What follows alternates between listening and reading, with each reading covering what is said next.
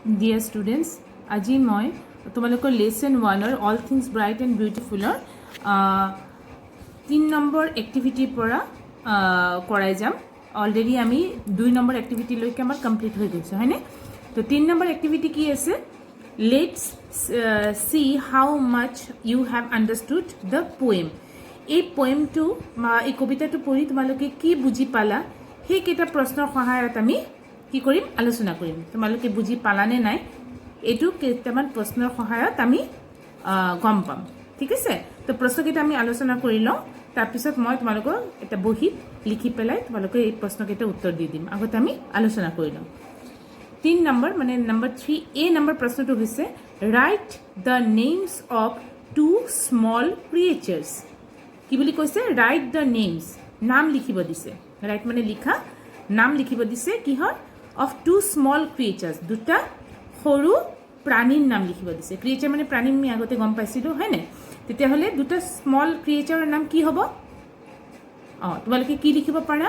ইয়াত তোমালোকে লিখিব পাৰা এণ্ট, এণ্ট মানে পৰুৱা, আৰু কি লিখিব পাৰা? বাৰ্ড মানে চৰাই, চৰাইৰ কি হয়? সৰু হয়। বা বি লিখিব পাৰা, বি মানে মৌমাখি, ঠিক আছে? এই যিকোনো দুটা তোমালোকে লিখিব পাৰা। নম্বৰ বি আছে he made their glowing colours. এই লাইনটো তোমালোকে কবিতাত পাইছা, পোয়েমটোত পাইছা হয়নে? He made their glowing colours, তেখেতে সিহঁতৰ জিলিকা ৰংবোৰ বনাইছে। এতিয়া প্ৰশ্নটো হ'ল who is he in this line? এইটো লাইনত হি বুলি কাক বুজোৱা হৈছে? ইয়াত চোৱা, হু ইজ, হু মানে কোন, কোন হয়? হি, হি মানে এইটো তেখেত বুলি কাক কোৱা হৈছে? ইন দিছ লাইন, এই লাইনত তেখেত বুলি কাক কোৱা হৈছে? কোনে বনাইছে এই গ্ল'য়িং কালাৰ্ছ? হয়, কোনে বনাইছে? গডে বনাইছে হয়নে? তেতিয়াহ'লে উত্তৰটো কেনেকৈ লিখিবা? কি লিখিবা? He is God in this line, বা এনেকৈ লিখিব পাৰা in this line he refers to God. এইটো মই তোমালোকক লিখি দিম, তাৰপিছত তোমালোকে উত্তৰটো বহীত লিখিবা। C number he made their tiny wings, তেখেতে সিহঁতৰ সৰু ডেউকাবোৰ বনাইছে। হি মেড মানে তেখেতে বনাইছে, কি বনাইছে? দেয়াৰ টাইনি উইংছ, সিহঁতৰ সৰু ডেউকাবোৰ। Who is there in this line? Who মানে কোন হয়? There in this line, there মানে সিহঁতৰ। এই দেয়াৰ বুলি মানে সিহঁতৰ বুলি কাৰ কথা বুজোৱা হৈছে? তেখেতে কাৰ টাইনি উইংছ বনাইছে, কাৰ সৰু ডেউকা বনাইছে? এই দেয়াৰ বুলি কাক বুজাইছে? হয়, ডেউকা কাৰ থাকে বাৰু? চৰাইত থাকে হয়নে? বাৰ্ডছত থাকে। তেতিয়াহ'লে উত্তৰটো হ'ব বাৰ্ডছ। কিন্তু তুমি অকল বাৰ্ডছ লিখিলে নহ'ব, পূৰা লাইনটো উঠাই লিখিব লাগিব। কি লিখিব লাগিব? In this line their refers to birds, ঠিক আছে? Number D what are the things that God has made. What are the things মানে বস্তু। হোৱাট মানে কি কি বস্তু গড হেজ মেড মানে ভগৱানে বনাইছে। কি বস্তু গড বনাইছে? মানে আমি যে এই পোয়েমটো কবিতাটোত পাইছোঁ, ভগৱানে কি বনাইছে? কি বনাইছিলে? All things bright and beautiful হয়নে? All the things that are bright and beautiful মানে যিমানবোৰ উজ্জ্বল আৰু ধুনীয়া বস্তুবোৰ আছে। All things great and small, all creatures great and small মানে যিমান সৰু আৰু ডাঙৰ প্ৰাণীবোৰ আছে তাৰ মাজত কি আছে? ফুলো আছে, লগতে কি আছে? চৰাই আছে। সেইবোৰ চবকে গডে বনাইছে হয়নে নহয়? তেতিয়াহ'লে আমি উত্তৰটো কেনেকৈ লিখিব পাৰোঁ? God has made all the bright and beautiful things, God has made all great and small creatures, and also he has made the colorful flowers and birds. Why does the poet praise God in this poem? Why মানে কিয়? Does the poet মানে কবি, যোনে কবিতাটো লিখিছে তাক কবি বুলি কোৱা হয় হয়নে? তেতিয়াহ'লে why does the poet কবিয়ে কিয় praise God in this poem? ভগৱানক এই কবিতাটোৰ যোগেদি কিয় প্ৰেইজ কৰিছে? প্ৰেইজ কৰা মানে প্ৰশংসা কৰা। কবিয়ে কিয় প্ৰশংসা কৰিছে গডক, ভগৱানক এই পোয়েমৰ জৰিয়তে? কিয়নো ভগৱানে কি কৈছে? পৃথিৱীত যিমানবোৰ বস্তু আছে চব বস্তু ভগৱানে বনাইছে হয়নে নহয়? ধুনীয়া ধুনীয়া বস্তুবোৰ। তো সেই বস্তুবোৰ বনোৱাৰ কাৰণে ভগৱানক কি কৰিছে? কবিয়ে ধন্যবাদ জনাইছে বা প্ৰশংসা কৰিছে, প্ৰেইজ কৰিছে। আহাচোন তেতিয়াহ'লে আমি এই 3 নম্বৰ এক্টিভিটিটো কমপ্লিট কৰোঁ। প্ৰথমে তোমালোকে পয়েমৰ নামটো ওপৰত লিখি ল'বা, all things bright and beautiful. এতিয়া কি কৰিবা, 3 নম্বৰ দি পেলাই এ নম্বৰ প্ৰশ্নটো লিখা, write the names of 2 small creatures. কি লিখিব দিছে, কিহৰ নাম লিখিব দিছে, 2 স্মল ক্ৰিয়েচাৰ্ছ, দুটা সৰু প্ৰাণীৰ নাম লিখিব দিছে। তো উত্তৰটো আমি কি লিখিলোঁ, বাৰ্ড এণ্ড দুটা সৰু প্ৰাণীৰ নাম হ'ল চৰাই পৰুৱা। বি নম্বৰ আছিলে, he made their glowing colours. Who is he in this line. He made their glowing colour, তেখেতে সিহঁতৰ জিলিকা ৰংবোৰ বনাইছে। Who is he in this line, ইয়াত হি বুলি বা তেখেত বুলি কাক কোৱা হৈছে। উত্তৰটো হ'ল in this line he refers to god. এই লাইনটোত হি বুলি কাক বুজোৱা হৈছে, গডক বুজোৱা হৈছে বা ভগৱানক বুজোৱা হৈছে। C number, he made their tiny wings. তেখেতে সিহঁতৰ সৰু ডেউকাবোৰ বনাইছে। Who is there in this line.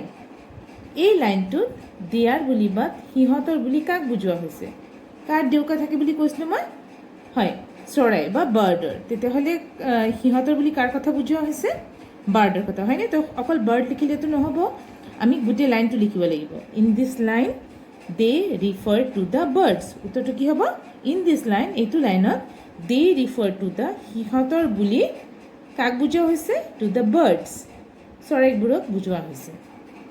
D number, what are the things that God has made. কি কি বস্তু ভগৱানে বনাইছে। উত্তৰটো কি হ'ব, God has made all the bright and beautiful things. ভগৱানে কি কৰিছে, সকলো উজ্জ্বল আৰু ধুনীয়া বস্তুবোৰ বনাইছে। আৰু কি বনাইছে, কমা দিবা, এইটোৰ পিছত কমা দিবা, তাৰপিছত লিখিবা গ্ৰেট এণ্ড স্মল ক্ৰিয়েচাৰ্ছ, ডাঙৰ আৰু সৰু প্ৰাণীবোৰ বনাইছে, কমা দিবা আকৌ the glowing colours of the flowers, ফুলবোৰৰ জিলিকা ৰংবোৰ বনাইছে, এণ্ড দ্য, আৰু tiny wings of the birds, চৰাইবোৰৰ সৰু সৰু ডেউকাও বনাইছে, হয়নে? আমি কবিতাটোত পাইছোঁৱে এইবোৰ। E number, why does the poet praise God in this poem. Why মানে কি, হোৱাই মানে কিয়, কিয় কবিয়ে এই কবিতাটোত ভগৱানক কি কৰিছে, প্ৰেইজ কৰিছে, মানে ভগৱানক কিয় প্ৰশংসা কৰিছে। তো উত্তৰটো কি হ'ব, দ্য প'য়েট প্ৰেইজেছ গড, কবিয়ে ভগৱানক প্ৰশংসা কৰিছে, বিকজ, কিয়নো God has made all the bright and beautiful things, কিয়নো ভগৱানে কি কৰিছে, গড হেজ মেড, ভগৱানে বনাইছে, কি বনাইছে, all the bright and beautiful things, সকলো উজ্জ্বল আৰু ধুনীয়া বস্তুবোৰ বনাইছে, and creatures of the world, উজ্জ্বল আৰু ধুনীয়া বস্তুবোৰ, আৰু লগতে কি বনাইছে, all the and the creatures of the world, কি কৰিছে, আৰু সকলো প্ৰাণীবোৰক বনাইছে। তো তুমি ইয়াতে কি লিখিবা, বিউটিফুল থিংছ এণ্ড অল, মই ইয়াত অলটো লিখিব পাহৰিলোঁ, অল দ্য বুলি লিখিবা, THE, the, all the creatures of the world. তো ভগৱানে কি বনাইছে, all the bright and beautiful things, সকলো উজ্জ্বল আৰু ধুনীয়া বস্তু, আৰু লগতে কি বনাইছে, all the creatures of the world, সকলো প্ৰাণীবোৰকো ভগৱানে বনাইছে। সেইকাৰণে কবিয়ে কি কৰিছে, ভগৱানক প্ৰশংসা কৰিছে। নেক্সট আমি আহিলোঁ 4 নম্বৰ এক্টিভিটিলৈ। ইয়াত চোৱা, circle the rhyming words in each group. Circle কৰিব, চাৰ্কেল মানে গোল কৰিব দিছে, the rhyming words. Rhyming words তোমালোকে জানাই, একে সুৰীয়া শব্দ, ঠিক আছে, যোনটো ছন্দ মিল থকা শব্দ থাকে, সেই শব্দকেইটা কি কৰিব লাগিব, ইচ গ্ৰুপত চাৰ্কেল কৰিব লাগিব। তো চোৱা, এ নম্বৰত এটা গ্ৰুপ আছে, বি নম্বৰত এটা গ্ৰুপ, চি নম্বৰত এটা গ্ৰুপ, আৰু ডি নম্বৰত এটা গ্ৰুপ আছে। এটা গ্ৰুপত কেইটাকে ৱৰ্ড আছে, 3টা। চোৱা, স্মল, বিউটিফুল, অল। এতিয়া এই গ্ৰুপত, এটা গ্ৰুপত যে 3টা ৱৰ্ড আছে, তাৰ ভিতৰত 2টা ৰাইমিং হৈ আছে, 2টা মিল থকা শব্দ আছে, ছন্দৰ মিল থকা শব্দ আছে একেসুৰীয়া। তো সেই 2টাক আমাৰ চাৰ্কেল কৰিব লাগিব। চোৱাচোন কোনটো আছে, স্মল, বিউটিফুল, অল। তেতিয়াহ'লে 2টা ৰাইমিং ৱৰ্ড কি পালোঁ আমি, স্মল আৰু অল, হয়নে?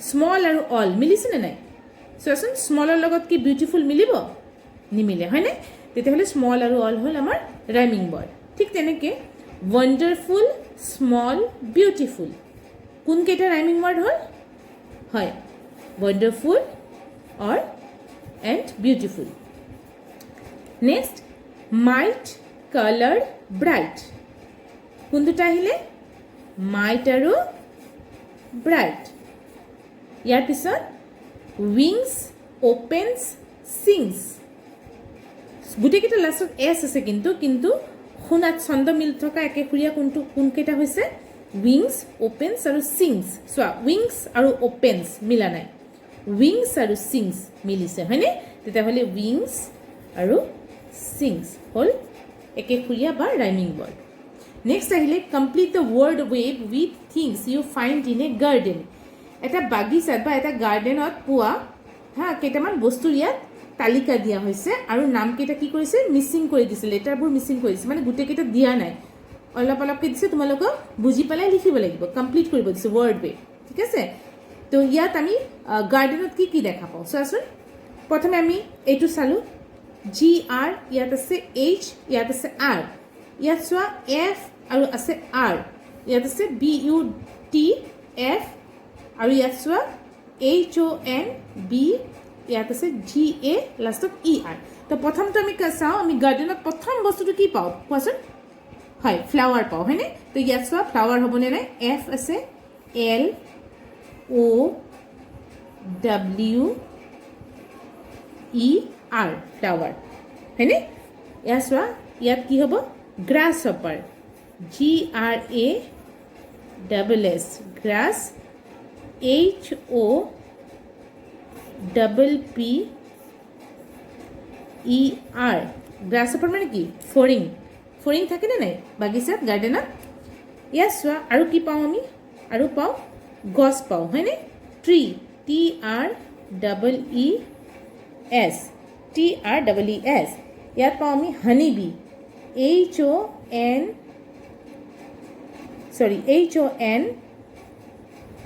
ই Y honey bee double E এইটো ই হয় দেই ইয়াত চোৱা আৰু কি পাওঁ butterfly B U double T এটা টি আছে ডাবল টি হ'ল E R F L Y butterfly আৰু কি পাওঁ আমি গাৰ্ডেনাৰ মানে মালি G A R gar D E N E R gardener মানে মালি মানে যোনে এই বাগিচাটো বা গাৰ্ডেনটো দেখভাল কৰে মানে চোৱা চিতা কৰে ইয়াক গাৰ্ডেনাৰ বুলি কোৱা হয় হানিবি তোমালোকে জানা মৌমাখি ট্ৰিজ মানে গছ গ্ৰাছ হপাৰ মানে ফৰিং ফ্লাৱাৰ মানে ফুল আৰু বাটাৰফ্লাই মানে পখিলা হয়নে এই গোটেইকেইটা আমি বাগিচাত পাওঁনে নাই তো এইখিনি তোমালোকে বহীত কৰিবা আৰু মোক এইটো পঠিয়াই দিবা